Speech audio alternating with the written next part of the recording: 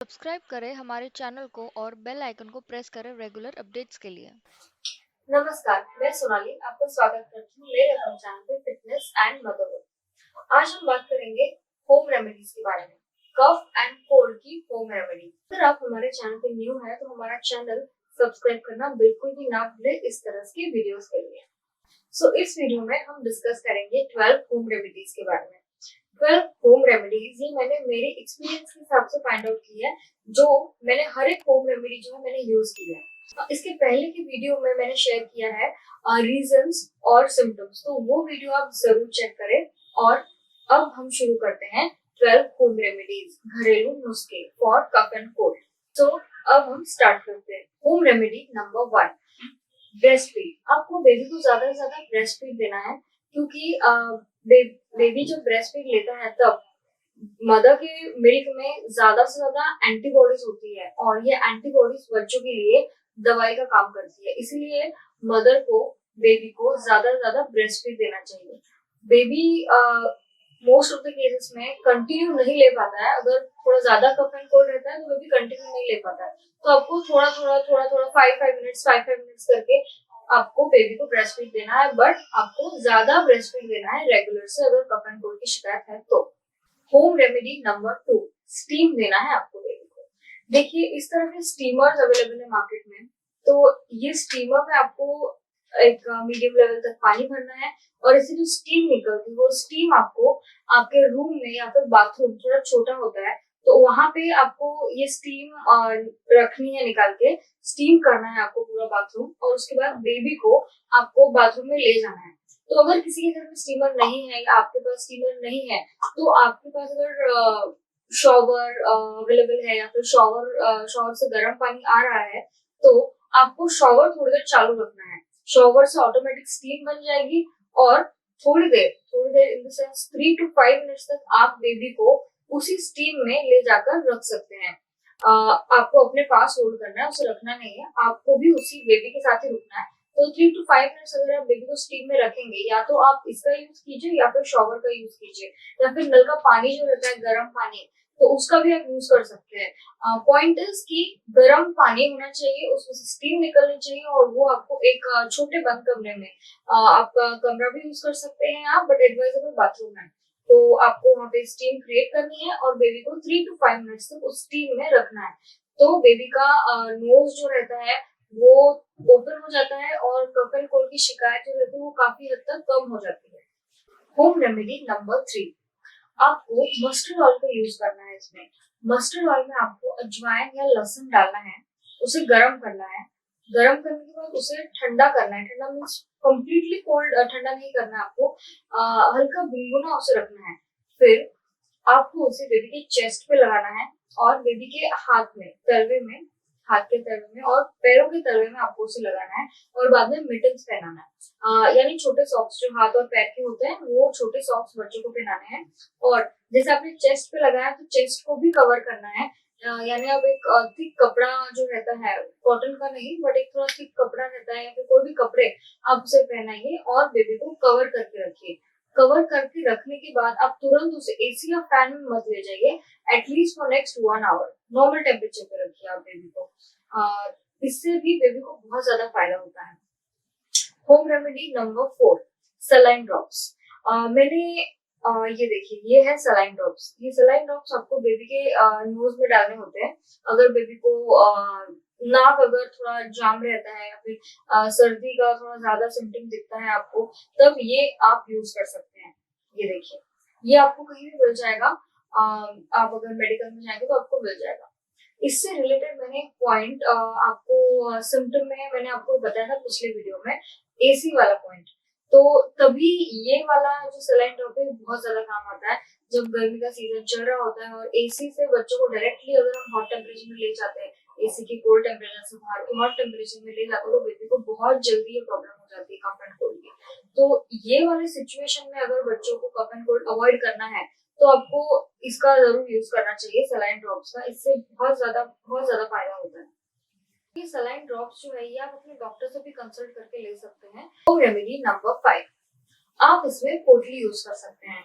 पोटली में आपको नमक भी आप ले सकते हैं और आप अजवाइन भी ले सकते हैं, जैसे कि मैं आपको दिखाती हूँ। ये देखिए हमने अपने घर के लिए बनाई है, इसमें अजवाइन है और इसमें नमक है। सो ये आप इसको आपको कैसे यूज करना है वो आपको मैं बताती हूँ। आपको एक तवा या फिर कोई भी गर्म चीज रहती है तो उस पे आपको इसे रखना है। बाद में इसे गर्म होने के बाद आप खुद चेक कर लीजिए अपने हाथ पे कि ये ज्यादा गर्म तो नहीं है। अगर ये ज्यादा गर्म नहीं है, नॉर्मल टेम्परेचर में, ऐसे जैसे बेबी को कोई प्रॉब्लम ना हो, इस टेम्परेचर में इसे ले आना है और फिर बेबी के चेस्ट को इसे सेकना है। वैसे ये नमक की पोटली है, नमक की पोटली से आप बेबी का नोज भी सेक सकते हैं, लेफ्ट और राइट साइड से 5-5 बार, या फिर जैसे भी आपका बेबी रिस्पॉन्स दे रहा हो या आप कंफर्टेबल हो। तो इन दोनों पोटलियों से आप बेबी की चेस्ट सेक सकते हैं, इससे बेबी को बहुत ज्यादा फायदा होता है। होम रेमेडी नंबर 6, इसमें आपको लेना है एक कपड़ा। ये छोटा साइज है, अगर आपको बड़ा साइज का लेना है तो आप इस तरह बड़ा साइज का भी कपड़ा ले सकते हैं। ठीक है, इस कपड़े को आपको आयरन से गर्म करना है। आयरन इसके ऊपर घुमानी है, ये देखिए इस तरह, ये पूरा जो एरिया है इसमें आपको आयरन घुमानी है। आयरन से जब भी कपड़ा गर्म हो जाए तो आप दोनों तरफ से चेक कर लीजिए इसका टेम्परेचर कितना गर्म है। फिर आपको इसे बेबी के चेस्ट पे लगाना है, चेस्ट पे और बैक पे दोनों साइड से आपको बेबी को सेकना है। इससे भी बेबी को बहुत ज्यादा फायदा होता है।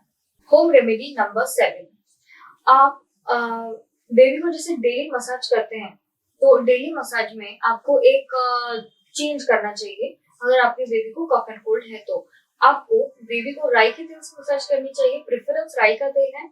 और उस राई का तेल जो है वो आपको मसाज करने से पहले हल्का गर्म करना है और गुनगुने राई के तेल से आपको पूरे बेबी के बॉडी का मसाज करना चाहिए। स्पेशली चेस्ट का पार्ट जो है उसमें आपको ज्यादा मसाज करनी चाहिए जब आपके बेबी को कफ एंड कोल्ड की शिकायत है तब। पॉइंट नंबर 8, पॉइंट 8 में आपको बेबी को ज्यादा से ज्यादा सुलाना है, जितना हो सकता है। बेबी आपको लगता है जितना ज्यादा बेबी सोता है तो आपको उतनी ज्यादा देर तक बेबी को सुलाना चाहिए, क्योंकि बेबी जितना देर तक सोएगा उतना ही बेबी को उससे फायदा होता है। होम रेमेडी नंबर 9, इसमें बेबी को आपको राइट या लेफ्ट दोनों में से एक साइड में बेबी को सुलाना है। जैसे कि फॉर एग्जांपल अगर आपको सर्दी खांसी होती है तो आप अगर सीधा सोते हैं तो आप अपना नाक थोड़ा बंद सा फील करते हैं, सर थोड़ा भारी सा फील करते हैं। Same with baby also. तो बच्चों के साथ भी ऐसा ही होता है। तो इसी वजह से आप बेबी को लेफ्ट या राइट साइड में सुलाएं।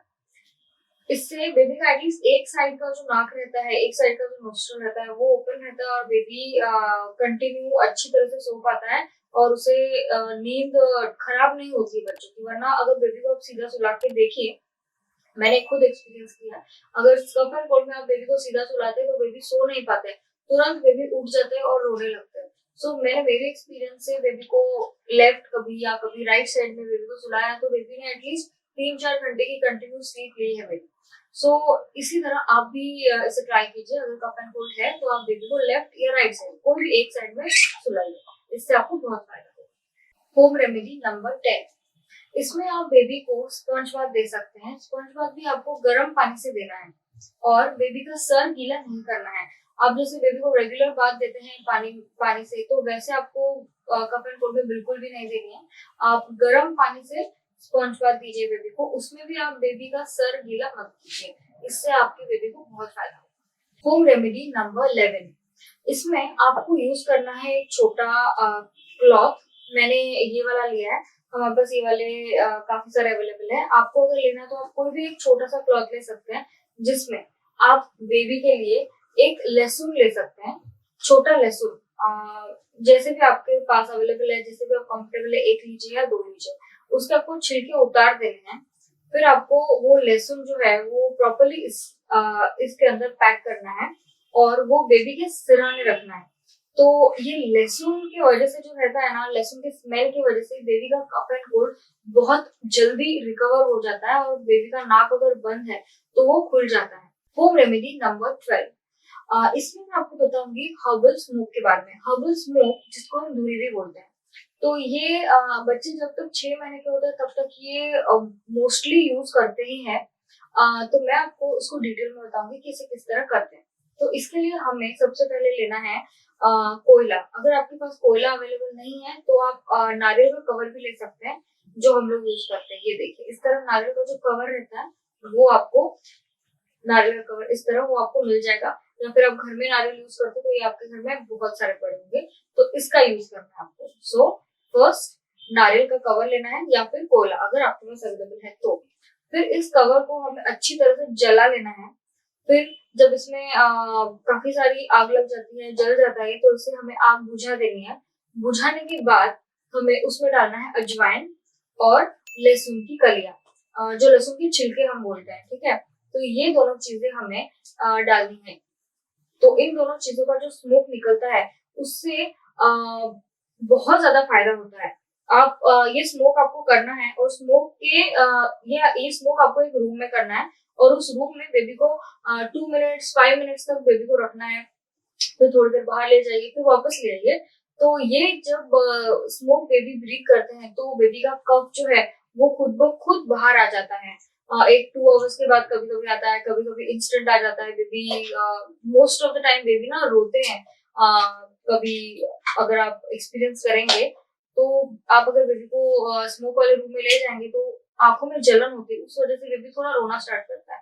सो जैसे बेबी थोड़ा रोना स्टार्ट करते हैं, एक आध बार खांसी भी कर लेंगे ना बेबी, अगर बेबी को बहुत ज्यादा कफ है तो तुरंत वो जो कफ है वो बाहर आ जाता है। सो ये बहुत इंस्टेंट और बहुत बेस्ट है। और आप अगर इसे ट्राई करेंगे तो मुझे जरूर बताइए। और अगर आप नहीं जानते हैं कि ये किस तरह बनाए, या आप जानना चाहते हैं कि ये किस तरह किया जाए, तो आप मुझे जरूर कमेंट करके बताइए। ये हर्बल स्मूथ मैं आपको बनाकर दिखाऊंगी। तो मैंने 12 होम रेमेडीज जो मैंने आपको बताई है, ये सारी बच्चों को अर्ली स्टेजेस पे काम आती है। अगर ज्यादा टाइम हो गया बेबी को कफ एंड कोल्ड के लिए, तो आपको डॉक्टर से कंसल्ट जरूर करना चाहिए। तो ये थी सारी जानकारी जो मैंने मेरे एक्सपीरियंस से शेयर की है। अगर आपको मेरा वीडियो पसंद आया हो तो आप लाइक करें, शेयर करें और सब्सक्राइब करें मेरे चैनल को, और कमेंट करना बिल्कुल ना भूलें। Thank you.